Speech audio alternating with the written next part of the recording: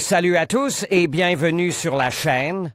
Je m'appelle Émile Garnier et ici, on parle de voitures sous tous les angles, entretien, astuces pratiques, fonctionnement des moteurs et bien plus encore.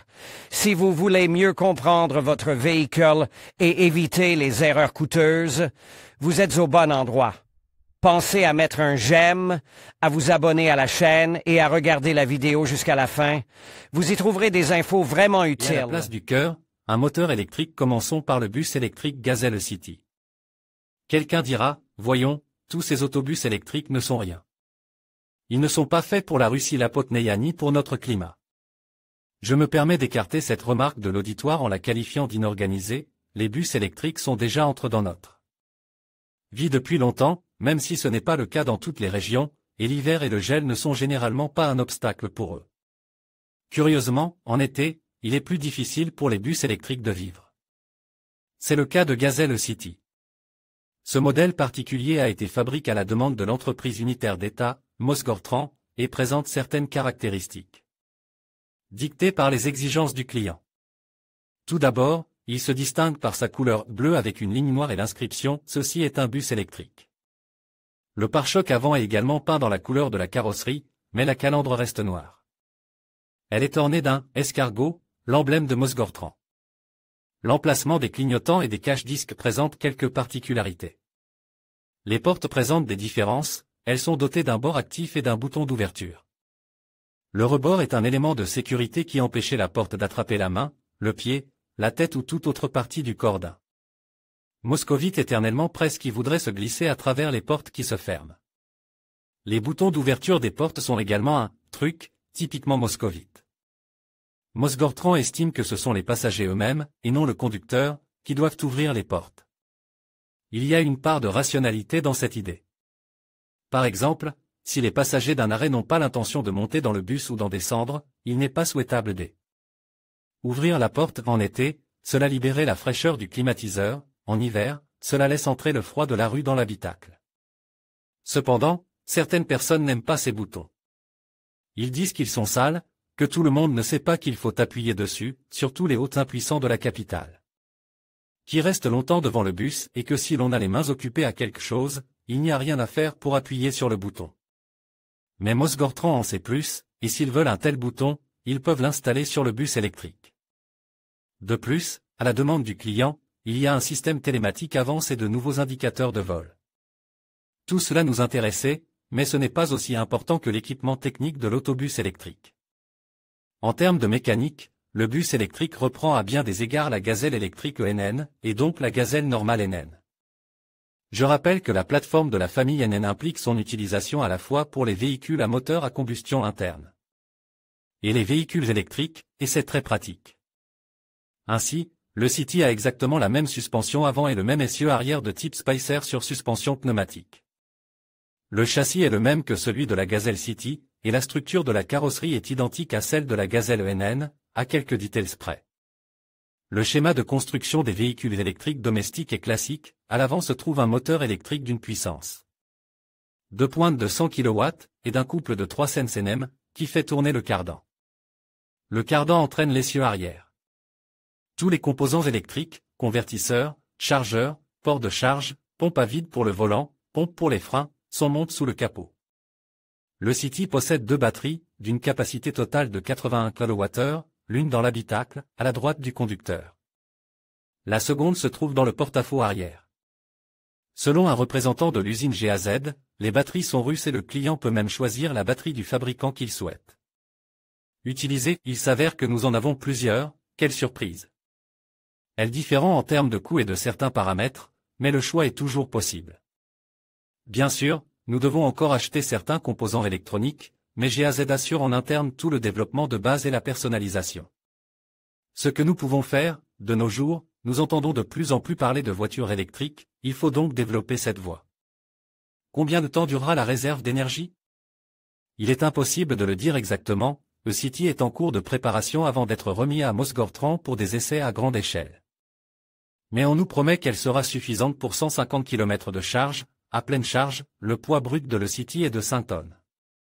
C'est suffisant, même pour Moscou, les itinéraires ne sont pas trop longs et, si l'on travaille sur la logistique, il est possible de produire un bus électrique pour une épaule plus longue.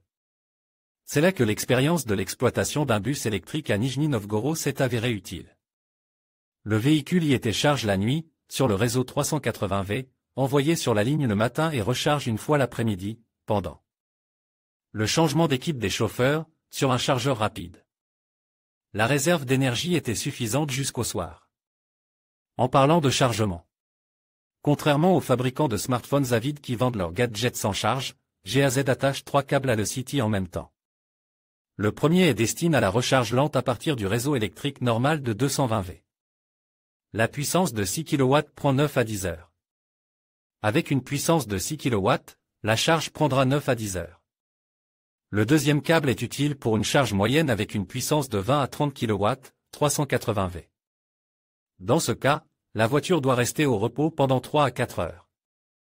La charge rapide, avec une puissance allant jusqu'à 100 kW, ne prendra qu'environ 40 minutes.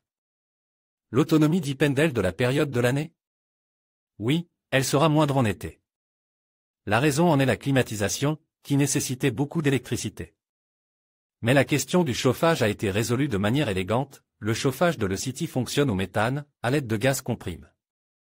Pour des raisons de sécurité, les bouteilles sont situées à l'intérieur du châssis, et la tâche du chauffage au gaz est de maintenir l'autonomie sans gaspiller d'électricité pour chauffer l'habitacle. Des conditions de température confortables sont nécessaires non seulement pour les personnes, mais aussi pour les batteries en hiver. Les cellules doivent être chauffées. C'est pourquoi le City est équipé d'un système de thermostat à liquide. Et, bien sûr, il faut répondre à 2 autres questions muettes. Combien coûtera le City par rapport à un bus classique et que se passera-t-il si l'Europe adopte un autre train de sanctions? Il n'y a pas lieu de s'inquiéter de cette dernière question, la situation chez GAZ est constamment surveillée, l'entreprise produit beaucoup de choses elle-même, et ce qu'elle ne produit pas encore, elle essaie de l'acheter à des fournisseurs nationaux. Ils promettent qu'aucune pression de la part de pays hostiles ne brisera le City. Mais le fait qu'il n'ait pas pu indiquer le prix est inquiétant. Il est probablement trop tôt pour en parler. Très bientôt, ces autobus électriques seront envoyés à Mosgortran pour un test de fonctionnement sérieux, et ce n'est qu'à l'automne prochain qu'ils promettent de commencer la production en série.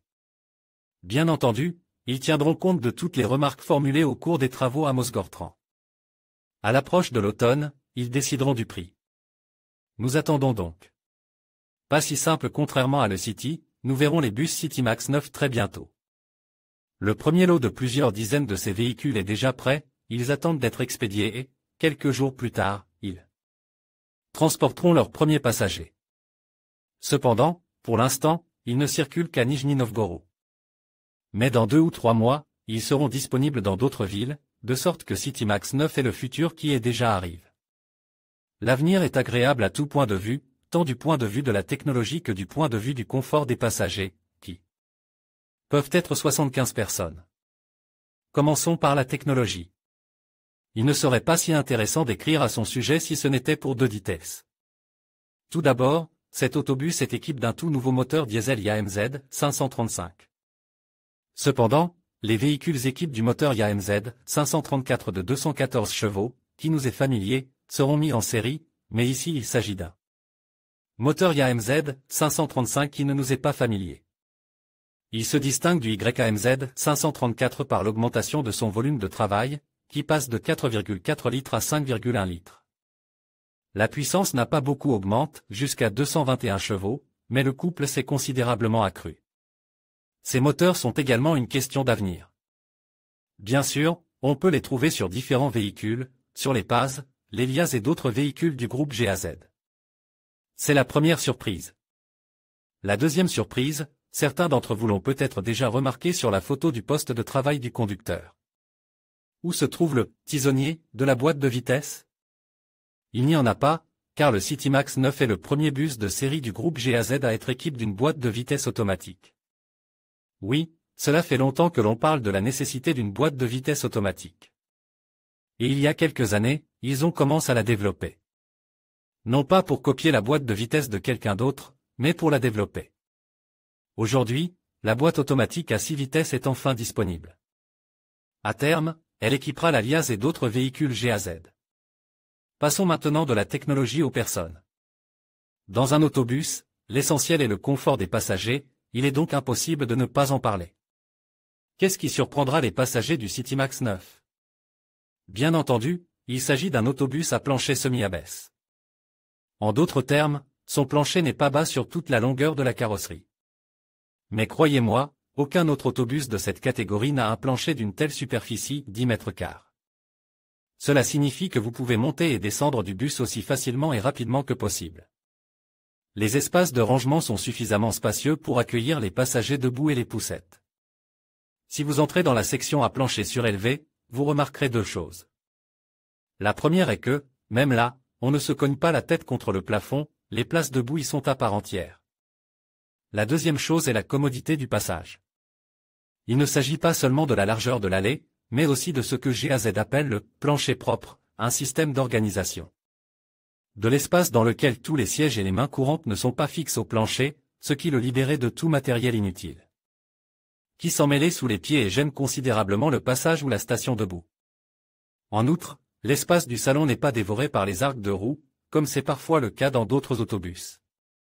L'essieu avant est retiré sous le conducteur et ne se trouve pas du tout dans le salon, et l'essieu arrière est situé sous le podium. De la partie haute du plancher et ne gêne en rien. En un mot, l'aménagement du salon s'est avéré pratique. Bien sûr, tous les avantages de la civilisation, tels que les chargeurs USB et le système Knelling, qui incline le bus aux arrêts, sont pleinement présents ici. Ce bus n'est peut-être pas la pire chose qui puisse arriver à nos villes. Le Citymax pourrait même devenir un joyau de la couronne. Et pour longtemps, car la carrosserie en composite ne peut pas rouiller et provoquer la peur et le dégoût des passants. C'est probablement la fin de l'histoire. Si au moins ces deux autobus apparaissent réellement dans les rues de nos villes dans un avenir proche, ce sera bien au moins quelque chose de nouveau et même de beau. Attendons donc de voir si le nouveau Citymax ou le City va s'arrêter, ils sont déjà très proches. En conclusion, les autobus Gazelle City et GAZ Citymax 9 représentent deux approches distinctes mais complémentaires dans le domaine du transport urbain. Le Gazelle City, avec sa technologie électrique, offre une solution écologique et moderne pour les villes soucieuses de leur empreinte carbone. D'un autre côté, le GAZ Citymax 9, avec sa capacité et sa robustesse, répond aux besoins de transport de masse tout en garantissant confort et sécurité. Chacun de ces modèles a ses propres atouts, et le choix entre les deux dépendra des exigences spécifiques de chaque municipalité. Merci de nous avoir accompagnés dans cette exploration des autobus GAZ.